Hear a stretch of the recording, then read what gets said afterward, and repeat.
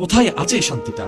যে শান্তির তালাচে প্রত্যেকটা পুরুষ নারী তৃষ্ণার্ত নয়নে তাকিয়ে আছে। শান্তিটা কোথায়? শান্তি কোথায়? শান্তি রব ডাক দিয়ে বলে, বান্দা পেরেশান কেন তুমি? বান্দা বলে, মৌলা শান্তি নেই।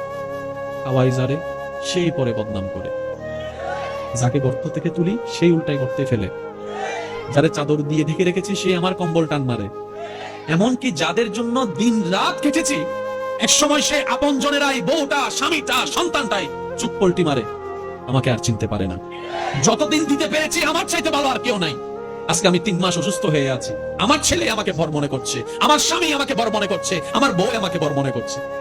বউ বলে, আল্লাহ আমি আজকে 30টা বছর দিন রাত পরিশ্রম করে রান্না করে খাওয়াইছি, আজকে 2টা মাস আমি অসুস্থ, বেড রেস্ট, ডাক্তার বলার কারণে আজকে সবাই কানে কানে শোনা যাচ্ছে, মুখে মুখে শোনা যাচ্ছে আমার স্বামীকে নাকি বিয়ে আরেকটা করালে ভালো হবে, আমাকে স্বামীকে নাকি বিয়ে আরেকটা করালে ভালো হবে। তার মানে কি আমি 30টা বছর বউ ছিলাম না, কাজের মেয়ে ছিলাম? আমারও তো একটা প্রশ্ন থেকে যায়, আমার অবদানটা কোথায়? প্রত্যেকটা জনের চেহারার মধ্যে হাসি আছে, কিন্তু মনের হাসিটা নাই। এবার বান্দা বলে, মৌলা শান্তি দাও, শান্তি দাও, শান্তি দাও।